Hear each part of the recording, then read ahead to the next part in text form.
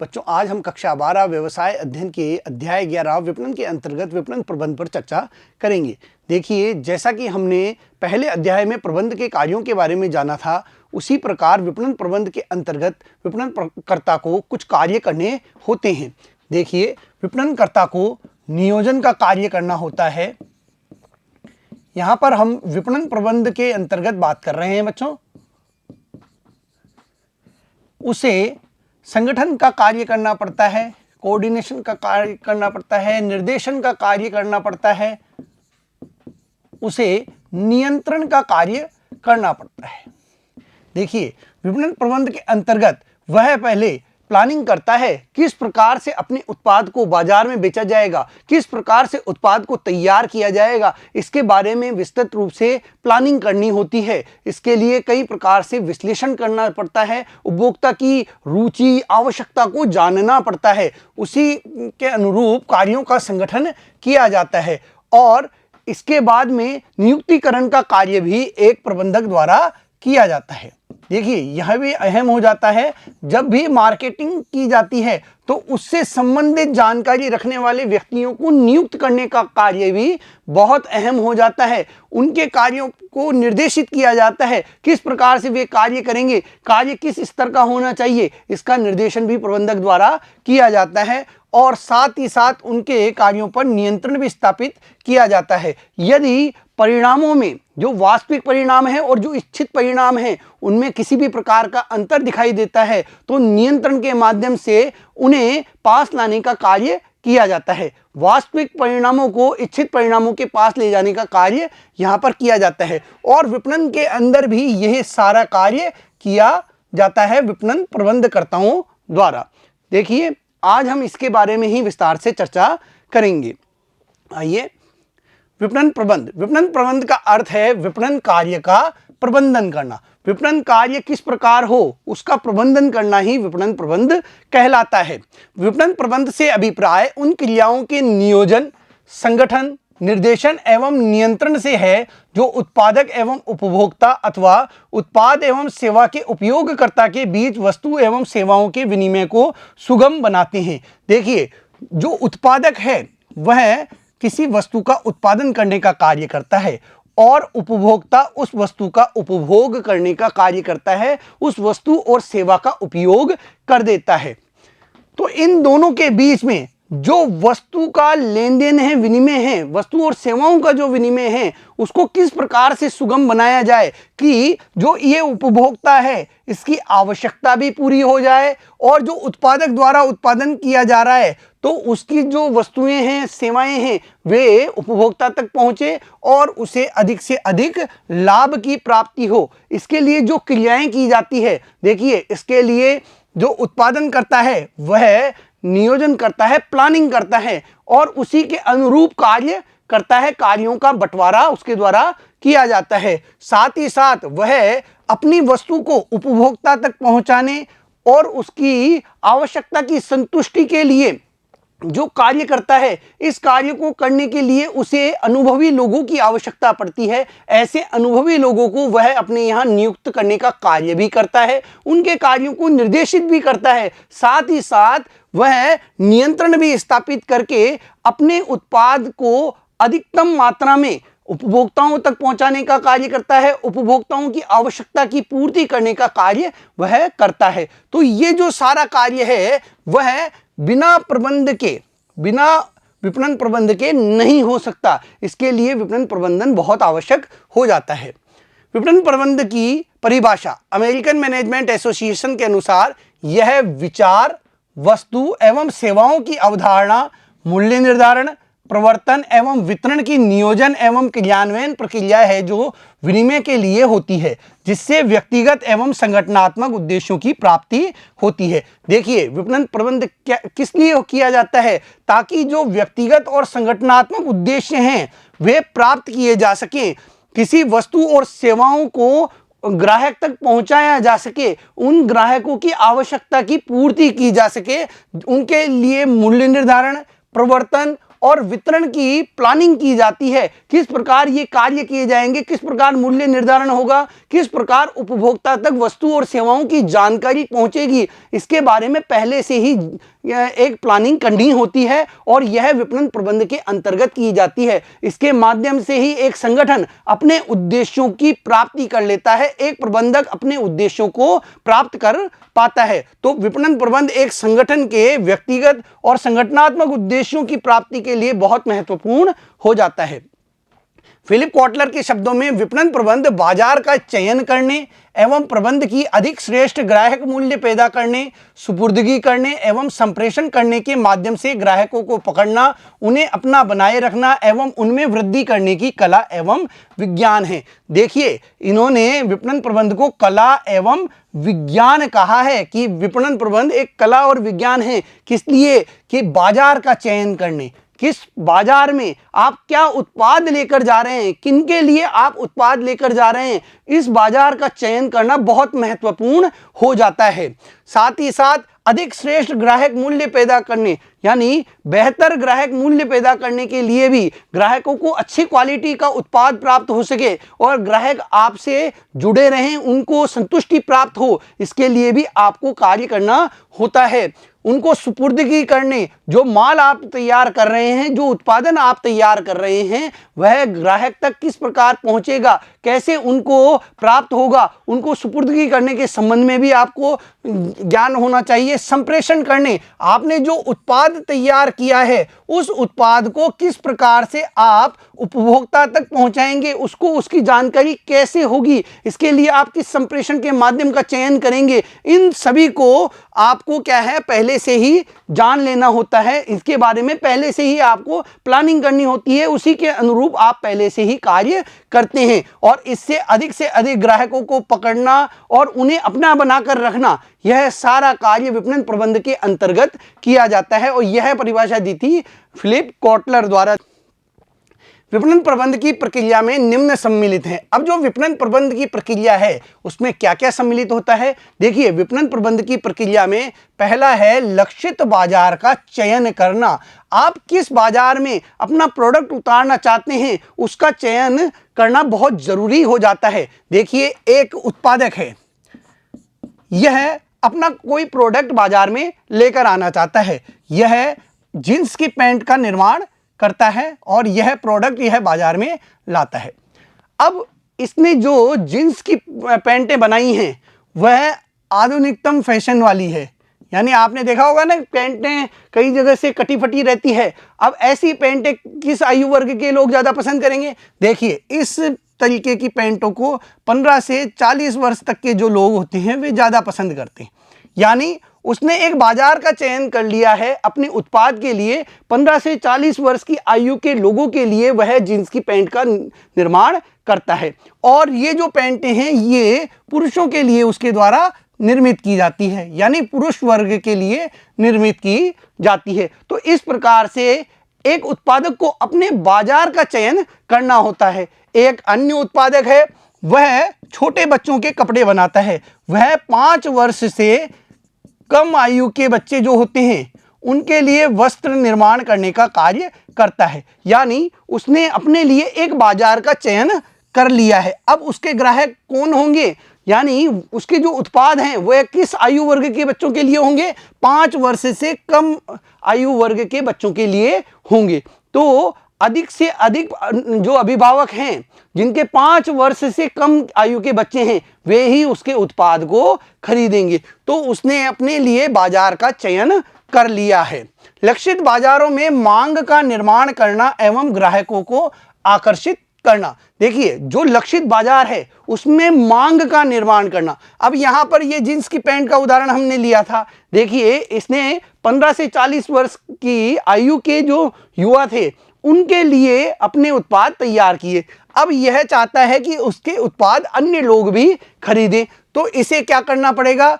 अपने यहाँ पर जो जींस की पैंट निर्मित की जा रही थी इसके द्वारा, उसके लिए इसको महिलाओं के लिए भी यानी बालिकाओं के लिए भी क्या है, जींस की पैंट का निर्माण करना पड़ेगा। साथ ही साथ इसे जो ये एक मॉडर्न टाइप की जो जीन्स निर्मित कर रहा था ये, उसकी जगह अब इसे साधारण जो जीन्स है उसका निर्माण भी करना होगा। साथ ही साथ इसे छोटे बच्चों के लिए भी जींस पैंट का निर्माण करना होगा। तो इससे क्या होगा, जो इसके ग्राहक हैं उनकी संख्या में वृद्धि होगी। पहले केवल मेल ही खरीदा करते थे, अब जो बालिकाएं हैं, फीमेल हैं, वे भी इसकी जींस की पैंटों को खरीदा करेंगी, इसके उत्पाद खरीदेंगी। साथ ही यह 10 वर्ष से अधिक उम्र के बच्चों के लिए भी अगर अब उत्पाद तैयार कर रहा है तो वो भी इसके उत्पाद को खरीदेंगे। इस प्रकार जो 15 से 40 वाली जो इसकी एक सीमा थी वो अब बढ़कर क्या हो गई, 10 से 50 तक हो गई, क्योंकि अब जो 40 से 50 आयु वर्ग के लोग थे वे भी इसके उत्पाद खरीद रहे हैं। 10 से 15 वर्ष के जो बच्चे थे वे भी इसके उत्पाद खरीदने लगे हैं। तो इसने क्या किया है, अब अलग अलग बाजारों में अधिक ग्राहकों को अपने से जोड़ने का कार्य कर लिया है। इसी प्रकार जो पहले 5 वर्ष से कम आयु के बच्चों के लिए वस्त्र तैयार कर रहा था, उसने अब कुछ अधिक आयु के बच्चों के लिए भी वस्त्र तैयार करने प्रारंभ कर दिए। इसने अब 15 वर्ष तक के जो आयु के वर्ग के बच्चे थे उनके लिए भी कपड़े तैयार करना प्रारंभ कर दिया है। तो इससे क्या होगा, इससे इसकी बिक्री बहुत बढ़ेगी, इसकी बिक्री में वृद्धि होगी। साथ ही साथ इससे नए नए ग्राहक भी जुड़ेंगे। हो सकता है यह पुरुषों के वस्त्र भी निर्मित करना प्रारंभ कर दे, साथ ही साथ यह लड़कियों के लिए भी कपड़े तैयार करना प्रारंभ कर दे। तो इस प्रकार इसके जो ग्राहक हैं वे क्या होंगे, इससे अधिक जुड़ेंगे, इसके उत्पादों की मांग तैयार होगी। बाजार के चयन में प्रबंध प्रक्रिया ग्राहक बनाने, उन्हें अपना बनाए रखने एवं उनकी संख्या में वृद्धि पर केंद्रित होती है। जो ये प्रबंध प्रक्रिया होती है यह ग्राहक बनाने, उन्हें अपना बनाए रखने, देखिए ग्राहक को जोड़े रखने और उन्हें अपना बनाए रखने के लिए ये महत्वपूर्ण होती है। उनकी संख्या में वृद्धि करने पर केंद्रित होती है। किस प्रकार उनकी संख्या बढ़े, हमारा व्यापार बहुत अच्छा चल रहा है, अब हमें और ग्राहक जोड़ने हैं, तो हम क्या है, अलग अलग आयु वर्ग के जो लोग होंगे उनको अपने से जोड़ने का कार्य करेंगे। विपणनकर्ता को अपने उत्पाद के लिए मांग पैदा करनी होती है जिससे कि ग्राहक उत्पाद का क्रय करे। उन्हें फर्म के उत्पादों से संतुष्ट करना होता है और नए ग्राहक बनाने होते हैं जिससे कि फर्म और ऊंचा उठे। देखिए उसे जो अपने पहले के ग्राहक हैं उनको नई नई क्वालिटी के उत्पाद देने होंगे, नए उत्पाद देने होंगे और अपनी गुणवत्ता को उसे अच्छा बनाए रखना होगा। उससे क्या करना होगा, अधिक से अधिक ग्राहकों को आकर्षित करने के लिए गुणवत्ता बनाए रखनी होगी ताकि जो ग्राहक उससे जुड़ चुके हैं वे उसी गुणवत्ता के वस्त्र खरीदना पसंद करें और इसके लिए उसे प्रयास करने होंगे। साथ ही नए उत्पाद भी उसे बाजार में लाने होंगे ताकि और नए ग्राहक उससे जुड़े और अपने बाजार को उसे बढ़ाना होगा। इसके लिए क्या होता है, आपने देखा होगा कई दुकानदार पहले एक छोटा व्यापार प्रारंभ करते हैं, उसके बाद में अपने दुकान पर दूसरी चीजें भी रखना प्रारंभ कर देते हैं। इससे क्या होता है, उनके जो व्यापार है, उनका जो व्यवसाय है उसमें वृद्धि होने लगती है। तीसरा, ग्राहकों हेतु बेहतर मूल्य। देखिए यहां पर मूल्य से तात्पर्य है क्वालिटी, इसका मतलब है क्वालिटी वैल्यू। देखिए बेहतर क्वालिटी अगर आप ग्राहकों को देंगे तो ग्राहक आपसे जुड़ेंगे। यह विपणन प्रबंध के अंतर्गत ही आता है कि आप ग्राहकों को किस प्रकार की क्वालिटी दे रहे हैं। अगर आपने अच्छी क्वालिटी दी है तो क्या होगा, ग्राहक आपसे अधिक मात्रा में जुड़ने का प्रयास करेंगे। देखिए एक उदाहरण ले लेते हैं, यहां पर दो मिठाई वाले हैं, एक मिठाई वाला ये है और एक मिठाई वाला ये है और इन दोनों की दुकानें आमने सामने हैं। बिल्कुल एक रोड के इस तरफ है, एक रोड के इस तरफ है, लेकिन हमने देखा कि बहुत कम ग्राहक एक नंबर वाली मिठाई की दुकान पर जा रहे हैं और बहुत अधिक संख्या में लोग 2 नंबर की दुकान पर जा रहे हैं। लोग इस वाले मिठाई की दुकान से अधिक मिठाई खरीदना पसंद करते हैं क्योंकि इसकी जो मिठाइयाँ हैं उसकी गुणवत्ता बहुत अच्छी है और वह शुद्ध जो घी है वह मिठाई में काम में लेता है, शुद्ध मावा काम में लेता है, और जो इसके मिठाई तैयार करने का प्रोसेस है वह बहुत अच्छा है। तो लोग अधिक से अधिक संख्या में इस मिठाई वाले से मिठाई खरीदना पसंद करते हैं। जबकि दोनों के दुकानों पर समान प्रोडक्ट मिलते हैं, लेकिन क्वालिटी अच्छी होने से ज़्यादा ग्राहक इस मिठाई वाले की दुकान पर जाते हैं। ऐसा ही आपने आसपास अपने घरों के देखा होगा कि जो परचूनी की दुकानें होती है वहां पर एक दुकान पर तो बहुत अधिक भीड़ होती है और एक दुकान पर कम भीड़ आपको नजर आती है। जिस पर अधिक भीड़ होती है वहां पर अच्छी क्वालिटी का सामान मिलता है, वह ग्राहकों को संतुष्ट करने के लिए कार्य करता है। तो इस प्रकार से विपणन प्रबंध के अंतर्गत जो व्यापारी है, जो व्यवसायी है, वह ग्राहकों को बेहतर क्वालिटी की वस्तुएं उपलब्ध कराने का कार्य भी करता है। उद्देश्यों की प्राप्ति के लिए तंत्र ग्राहकों के लिए अधिक श्रेष्ठ मूल्यों का निर्माण, विकास एवं संप्रेषण माध्यम है। देखिए, अपने उद्देश्यों की प्राप्ति के लिए ग्राहकों के लिए अधिक श्रेष्ठ मूल्यों का निर्माण करना, यानी अच्छी वैल्यू का निर्माण करना महत्वपूर्ण हो जाता है, उसका विकास करना महत्वपूर्ण हो जाता है, और उसको ग्राहकों तक पहुंचाना, उसका संप्रेषण करना, किस माध्यम से संप्रेषण किया जा रहा है, यह भी बहुत महत्वपूर्ण होता है। विपणन प्रबंधक का प्राथमिक कार्य वस्तुओं को अधिक उपयोगी बनाना है, जिससे कि ग्राहक वस्तु एवं सेवाओं की ओर आकर्षित हो। देखिए, यदि वस्तुओं को अधिक आकर्षित बना दिया जाएगा, यदि उन उत्पादों को अच्छी गुणवत्ता वाला बना दिया जाएगा, क्वालिटी अच्छी होगी, तो ग्राहक अधिक से अधिक मात्रा में उनकी ओर आकर्षित होंगे। संभावित ग्राहकों को इनके संबंध में बताएं तथा उन्हें इन उत्पादों को खरीदने के लिए तैयार करें। और इसके लिए विपणन प्रबंध के अंतर्गत जो विपणन करता होता है वह संभावित ग्राहकों को इनके बारे में बताता है, ताकि अधिक से अधिक संख्या में ग्राहक उन उत्पादों को खरीदने के लिए आगे आए, उन उत्पादों को खरीदें और अपनी संतुष्टि प्राप्त करें।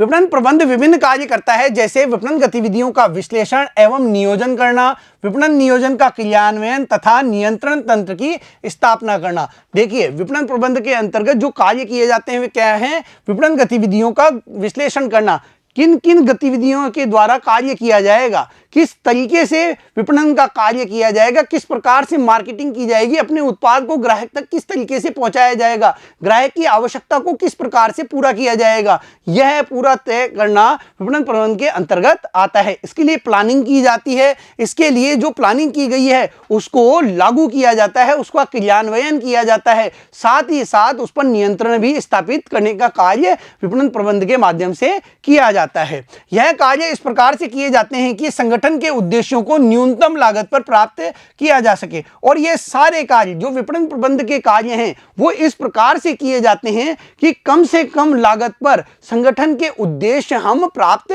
कर लें। हमारा जो खर्चा है वह बहुत कम आए, लेकिन हमारे को जो लाभ है वह अधिक से अधिक प्राप्त हो, क्योंकि हर संगठन का प्राथमिक उद्देश्य क्या होता है? अधिकतम लाभ अर्जित करना। विपणन प्रबंध का संबंध मांग के निर्माण से है, साथ ही बाजार की स्थिति के अनुसार मांग का प्रभावी प्रबंधन भी है। देखिए, विपणन प्रबंध का संबंध मांग के निर्माण से होता है, यानी बाजार में आपके उत्पाद की मांग कैसी है, उस मांग का सृजन करना, उस मांग को बढ़ाना, यही विपणन प्रबंध का मूल कार्य होता है। देखिए, यदि आपके उत्पाद की मांग बाजार में कम है तो इसका मतलब आपका जो विपणन प्रबंध है वह फेल हो गया है। कहीं ना कहीं कोई कमी ऐसी थी जिसके कारण से आपके उत्पाद की मांग बाजार में नहीं है, और इसका बुरा प्रभाव आपके व्यवसाय पर पड़ सकता है। तो मांग में वृद्धि करना, नई मांग का सृजन करना, यानी उपभोक्ताओं की आवश्यकता के अनुसार अपने उत्पाद तैयार करके नई मांग को सृजित करना, यह महत्वपूर्ण कार्य होता है विपणन प्रबंध का। और यदि विपणन करता इसके अंदर सफल हो जाता है तो वह संगठन को अधिकतम लाभ प्राप्त करने की ओर अग्रसर कर देता है। विपणन की अवधारणा। देखिए, अब हम बात करेंगे विपणन की अवधारणा के बारे में। देखिए, विपणन की अवधारणा काफी लंबे समय तक अलग अलग समय में अलग अलग अवधारणा के रूप में हमारे सामने आई है, और यह बाजार में जो गतिविधियां संचालित हुई हैं उसके द्वारा प्रतिपादित होती हैं। किस प्रकार, किस समय क्या गतिविधियां हुई, उसके द्वारा ये प्रतिपादित हुई हैं। पहली है उत्पादन की अवधारणा। देखिए, उत्पादन की अवधारणा के अंतर्गत उत्पादन को बढ़ाने पर जोर दिया गया। अब यह अवधारणा देखिए, जब औद्योगिक क्रांति हुई उस समय से संबंधित है। उस समय जो उत्पादन करता थे वो कम थे और जो ग्राहक थे, जो उन वस्तुओं को उपयोग में लेते थे, उनकी संख्या अधिक थी। तो इस बात पर जोर दिया गया कि उत्पादन की मात्रा को बढ़ाकर जो उत्पादन कार्य किया जा रहा है, उस उत्पादन की मात्रा को बढ़ाकर ग्राहकों की आवश्यकता को संतुष्ट किया जाएगा। इस पर उस समय ध्यान दिया गया कि उत्पादन की मात्रा को बढ़ावा देकर ग्राहकों की आवश्यकता को पूरा किया जाए। उत्पादन करता थे कम, जबकि जो उपभोगकर्ता थे, उपभोक्ता थे, उनकी संख्या थी बहुत अधिक, यानी मांग अधिक थी और वस्तुओं की जो आपूर्ति थी, पूर्ति थी, वह कम थी। तो ऐसे में उत्पादनकर्ताओं ने यह तय किया कि उत्पादन को बढ़ाकर इस मांग को पूरा किया जाए। जो ग्राहक थे, जो उपभोक्ता थे, उनकी मांग को पूरा करने का कार्य उत्पादन बढ़ाकर किया जाए। तो इस पर यह अवधारणा केंद्रित थी। दूसरी है उत्पाद की अवधारणा। देखिए, इस अवधारणा में यह देखा गया कि केवल उत्पादन के द्वारा ही उपभोक्ता की मांग को पूरा नहीं किया जा सकता। अब उत्पाद की गुणवत्ता को सुधारने पर भी ध्यान दिया जाने लगा। इस अवधारणा के अंतर्गत उत्पाद की गुणवत्ता पर ध्यान दिया जाने लगा। और ऐसा क्यों किया गया? देखिए, समय के साथ साथ धीरे धीरे जो उत्पादन करता थे, उनकी संख्या में वृद्धि होने लगी। उनकी संख्या में क्या हुई? वृद्धि हुई। उत्पादन करता अधिक मात्रा में होने लगे। इनके अंदर प्रतियोगिता होने लगी। इनके अंदर क्या होने लगी? प्रतियोगिता होने लगी। ग्राहकों को, जो उपभोक्ता थे, उनको अपनी वस्तुएं बेचने के लिए। तो यह कब संभव था? यह तभी संभव था जब उत्पाद की गुणवत्ता में अधिक से अधिक सुधार लाया जाए और इसके द्वारा ग्राहकों को अपनी वस्तुएं बेचकर लाभ कमाया जा सकता था। तो उत्पाद की अवधारणा उत्पाद की गुणवत्ता सुधार पर ध्यान देने पर केंद्रित थी। देखिए, उत्पादन की अवधारणा उत्पादन की मात्रा को बढ़ावा देने पर केंद्रित थी। उत्पाद की अवधारणा उत्पाद की गुणवत्ता में सुधार लाकर अधिक से अधिक लाभ कमाने पर केंद्रित थी। तीसरा, बिक्री की अवधारणा। देखिए, उत्पादन की अवधारणा, उत्पाद की अवधारणा के बाद में बिक्री की अवधारणा सामने आई। इसके अंतर्गत विपणनकर्ता ने यह विचार किया कि बिक्री को अधिक से अधिक बढ़ाकर लाभ अर्जित किया जा सकता है। और ग्राहक किस वस्तु को खरीदेगा? ग्राहक उसी वस्तु को खरीदेगा जिसकी गुणवत्ता अच्छी होगी, जिसके द्वारा उसकी आवश्यकताओं की संतुष्टि हो सकेगी। इसको भी एक उदाहरण के द्वारा देख लेते हैं बच्चों। देखिए, जैसे कि बाजार में आपने देखा होगा, कई कंपनियों के मोबाइल आप देखते हैं। कई कंपनियां अपने अच्छे क्वालिटी के मोबाइल सामने ला चुकी हैं। कई सारी जो हैं मोबाइल कंपनियां बाजार में इस समय हैं। अब ये कंपनियां ग्राहक को अपना उत्पाद कैसे बेच सकेंगी? ग्राहक तक अपने उत्पाद को कैसे लेके जाएंगी? देखिए, इसके लिए उन्होंने कई प्रकार की योजनाएं प्रारंभ कर रखी हैं। कोई 40% की छूट देता है, कोई विशेष उपहार देता है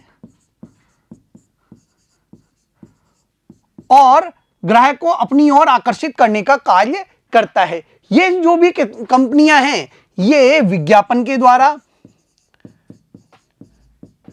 विक्रय संवर्धन के द्वारा, साथ ही अन्य जो तरीके हैं उनके द्वारा यह ग्राहक को आकर्षित करने का कार्य करती हैं, ताकि ग्राहक इनके उत्पादों को खरीदे। जो अलग अलग कंपनियों के उत्पाद हैं, समान क्वालिटी के उत्पाद हैं, समान क्वालिटी वाले जो उत्पाद हैं, उनमें से अपने उत्पाद की बिक्री को कैसे बढ़ाया जाए, इसके लिए आक्रामक विज्ञापन की पद्धति अपनाई गई। आक्रामक तरीके से जो भी ये कंपनियां हैं ये अपने उत्पादों को बाजार में लाती हैं, उनका प्रचार प्रसार करती है, उनके विक्रय संवर्धन का कार्य करती है, उन पे अलग अलग प्रकार की स्कीम निकालती रहती है ताकि जो ग्राहक है वह उनके उत्पाद खरीदने की ओर अग्रसर हो, उनके उत्पाद खरीदे। आपने बाजार में देखा होगा कई जगह सेल लगी होती है, कई जगह उत्पादों पर 40% फ्री, 16 रुपए की छूट, इस प्रकार की छूट दी जाती है। तो जो ये छूट होती है, जो ये विशेष उपहार दिए जाते हैं, ये अपने उत्पाद की बिक्री को बढ़ाने के लिए विपणनकर्ता द्वारा दिए जाते हैं। देखिए अगला है विपणन अवधारणा। बिक्री की अवधारणा के बाद में विपणन अवधारणा। अब यह अवधारणा बहुत प्रचलित है। इस अवधारणा के अंतर्गत उपभोक्ता की जो आवश्यकता होती है, उपभोक्ता की जो आवश्यकता होती है, इसको संतुष्ट करने पर ध्यान दिया जाता है कि उपभोक्ता किसी उत्पाद को कब खरीदेगा, जब उस उत्पाद से उसकी आवश्यकता की संतुष्टि होगी। तो इस अवधारणा के अनुसार अब जो उत्पादक है वह उपभोक्ता की आवश्यकता को जानकर उसकी आवश्यकता के अनुसार उत्पाद लेकर आ रहा है। अब जो उपभोक्ता है वह यह चाहता है कि मोबाइल से ही कैमरे की तरह अच्छी तरीके से वह रिकॉर्डिंग कर सके, अच्छी तरीके से अच्छी क्वालिटी की वह फोटो खींच सके। तो इसके लिए जो मोबाइल कंपनियां हैं वे उसी अनुरूप अपने उत्पाद तैयार कर रही हैं। आपने देखा होगा कई मोबाइलों के अंदर 4 कैमरे आते हैं, कई में 5 कैमरे आने लग गए हैं। उनका जो फोकस है वो भी बहुत अच्छा होने लगा है, फ्रंट कैमरा भी अच्छा आने लगा है। तो ये कैसे आने लगा? यह उपभोक्ता की जो आवश्यकता है उसको संतुष्ट करने के लिए उन्होंने अपने उत्पादों में ये परिवर्तन किए हैं। यानी विपणन अवधारणा ये कहती है कि उपभोक्ता की आवश्यकता को संतुष्ट करके ही उसे आप अपने उत्पाद से जोड़ सकते हैं, अपनी फर्म से जोड़ सकते हैं और अपने माल का विक्रय कर सकते हैं, लाभ कमा सकते हैं। तो यह अवधारणा उपभोक्ता की आवश्यकता को संतुष्ट करने पर बल देती है। 5वीं अवधारणा है सामाजिक अवधारणा। देखिए सामाजिक अवधारणा कहती है कि आप उपभोक्ता को तो संतुष्ट कर देंगे, लेकिन आपकी एक सामाजिक जिम्मेदारी भी बनती है। आपको उपभोक्ता के साथ साथ समाज हित के लिए भी कार्य करना चाहिए, ताकि समाज का हित होगा तभी आपके उत्पाद अधिक से अधिक बिक्री प्राप्त कर पाएंगे, विक्रय हो पाएंगे। तो देखिए समाज हित के अंदर सामाजिक अवधारणा के अंतर्गत क्या होता है कि अब कई कंपनियां अपने उत्पादों पर इस प्रकार के विज्ञापन देती हैं कि आप इस प्रोडक्ट को खरीदेंगे तो इसका इतना रुपया, 1 रुपया बालिका शिक्षा पर जाएगा, 1 रुपया जो बच्चों की शिक्षा के ऊपर जाएगा, इतना प्रतिशत इससे गरीब बच्चों के कल्याण पर खर्च किया जाएगा। यानी अब वे समाज हित के रूप में अपने उत्पादों को बेचने का कार्य कर रही हैं। ऐसे उत्पाद ग्राहक अधिक से अधिक मात्रा में खरीदने लगे हैं, जिससे कि समाज का हित भी जुड़ा हुआ होता है और इसके माध्यम से भी अब विपणनकर्ता अधिक से अधिक लाभ भी अर्जित करते हैं और सामाजिक उत्तरदायित्व का निर्वहन भी करने लगे हैं। इन अवधारणाओं को अब हम अच्छे तरीके से देख लेते हैं, विस्तार से देख लेते हैं बच्चों। पहला है उत्पादन की अवधारणा। औद्योगिक क्रांति के प्रारंभिक दिनों में व्यावसायिक क्रियाएं वस्तुओं के उत्पादन पर केंद्रित थी। जो वस्तुओं के उत्पादन पर व्यावसायिक क्रियाएं थी वे केंद्रित हुआ करती थी जब औद्योगिक क्रांति प्रारंभ हुई थी, क्योंकि इस समय उत्पादनकर्ता कम थे और उपभोगकर्ता ज्यादा थे। वस्तुओं का बड़ी मात्रा में उत्पादन कर अधिकतम लाभ कमाया जा सकता था। इससे उत्पादन की औसत लागत को कम किया जा सकता था। देखिए जब अधिक उत्पादन होगा, अधिक मात्रा में उत्पादन होगा तो जो लागत है वह भी कम आती है, उत्पादन की जो औसत लागत है वह भी कम होती चली जाती है। कम मात्रा में जब उत्पादन किया जाता है तो उस पर लागत अधिक आती है।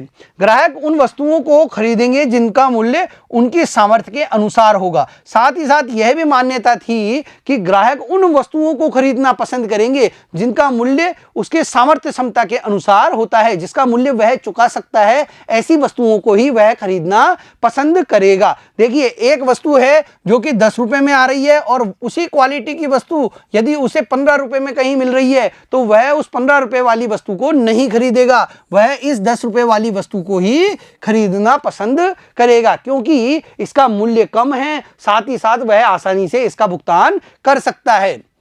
किसी व्यावसायिक इकाई की सफलता की कुंजी उत्पाद की उपलब्धता एवं सामर्थ्य में होना मानी जाती थी। देखिए, ग्राहक उसी वस्तु को खरीद पाता है जो बाजार में उपलब्ध हो, साथ ही साथ जिसका मूल्य कम हो, उसकी सामर्थ्य क्षमता के अनुरूप हो। तो जो उत्पादन करता थे, उन्होंने ये सोचा कि हम अपने उत्पादन को बढ़ाकर अपने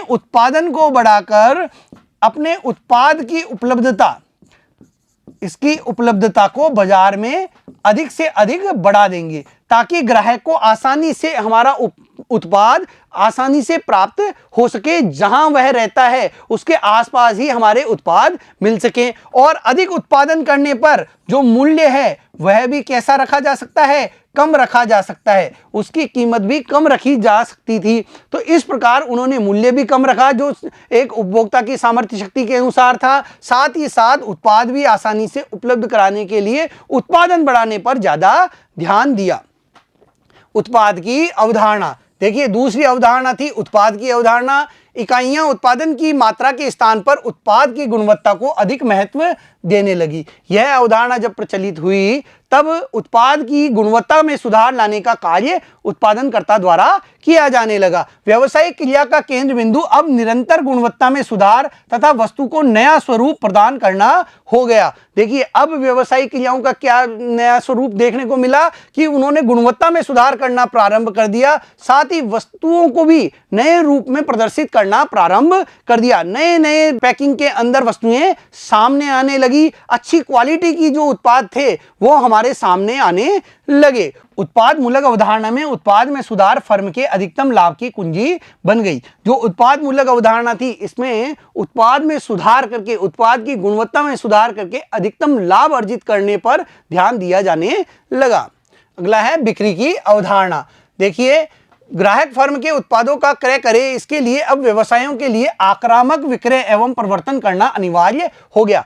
सभी कंपनियों ने अपने जो उत्पाद थे उनकी गुणवत्ता को बहुत अच्छा बनाने पर ध्यान दिया।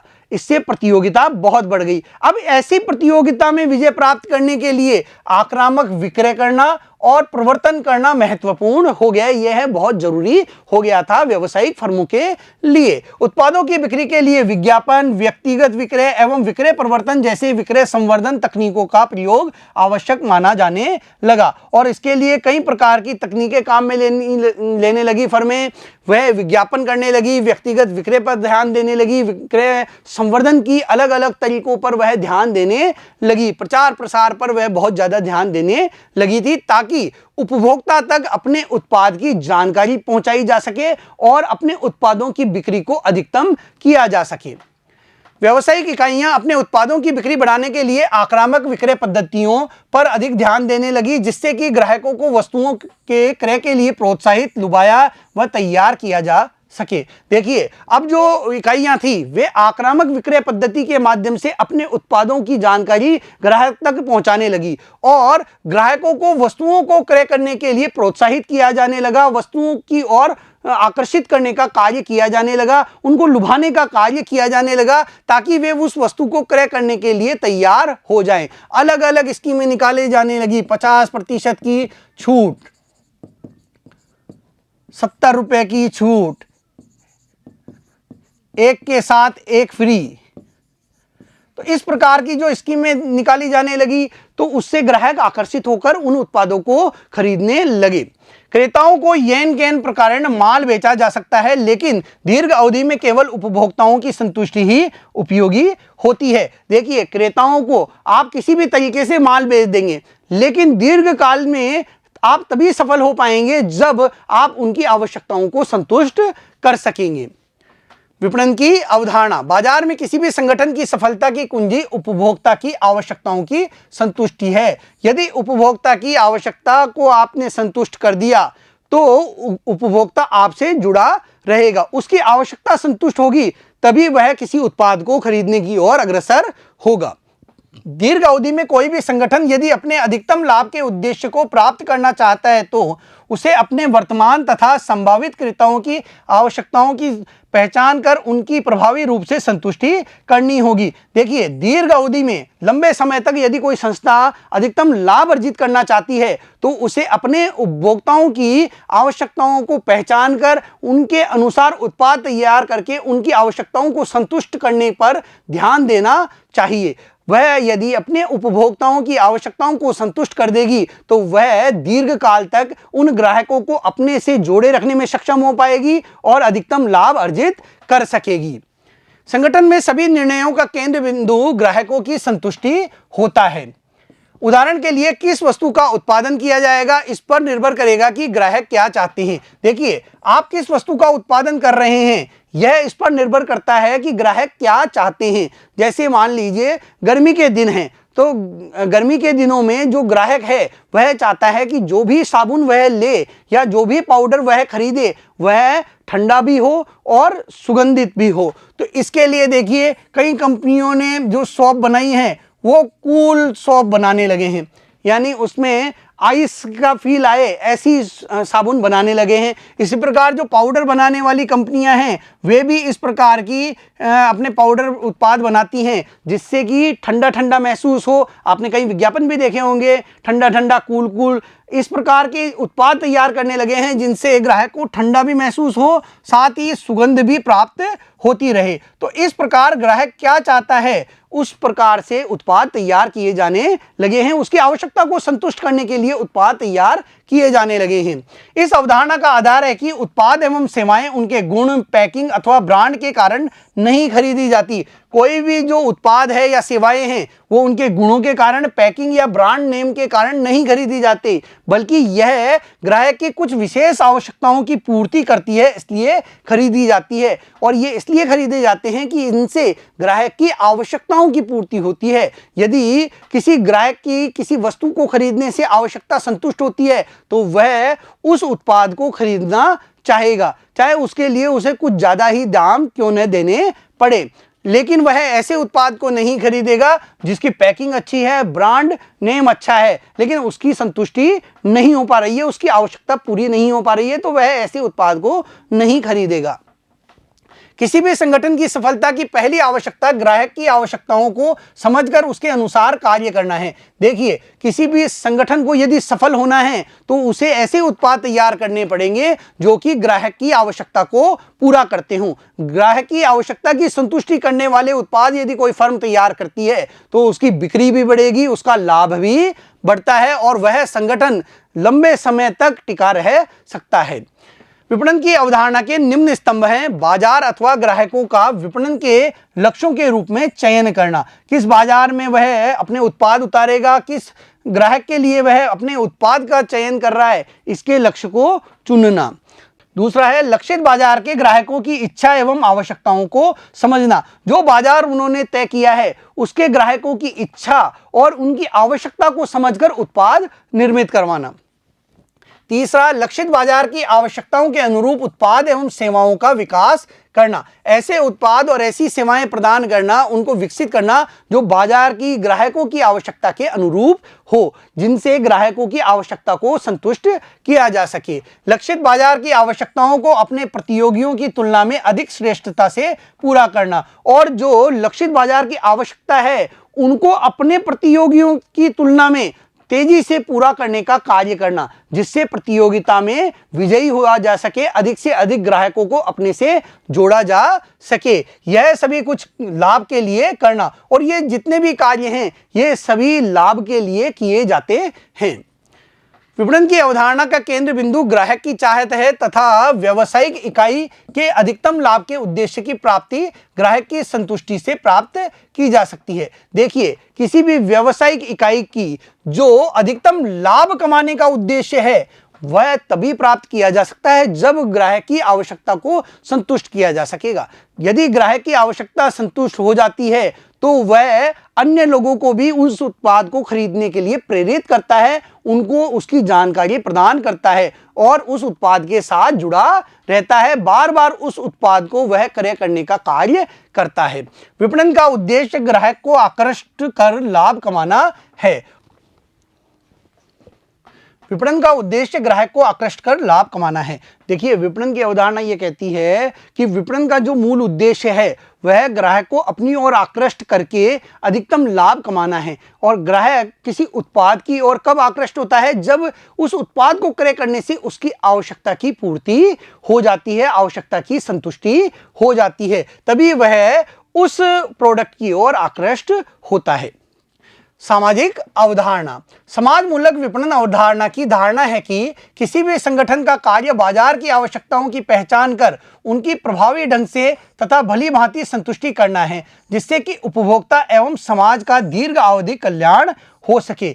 देखिए, यह भी वही बात कहता है कि बाजार की आवश्यकताओं की पहचान करके उनका प्रभावी ढंग से भली भांति संतुष्टि करना एक संगठन का कार्य होता है। यानी बाजार में किस प्रोडक्ट की आवश्यकता है, किस प्रोडक्ट को अधिक से अधिक ग्राहक खरीदना चाहते हैं, समाज के अधिक लोग खरीदना चाहते हैं, उसी प्रकार से उत्पाद तैयार करके उसे बाजार में प्रस्तुत करने से अधिकतम लाभ एक संगठन अर्जित कर सकता है, क्योंकि इससे उपभोक्ता की आवश्यकता तो संतुष्ट होगी ही, समाज की आवश्यकता को भी पूर्ति हो पाएगी, उसकी भी संतुष्टि हो पाएगी। इससे समाज का जो है दीर्घ अवधि कल्याण हो सकता है और ऐसे उत्पाद सामने लाने से समाज का लंबी अवधि तक कल्याण हो सकता है। देखिए, आजकल अधिकतम जो कंपनियां हैं वे इस प्रकार के प्रोडक्ट सामने लाती हैं जिनसे समाज का हित जुड़ा होता है, जिससे समाज का हित जुड़ा होता है। किस प्रकार?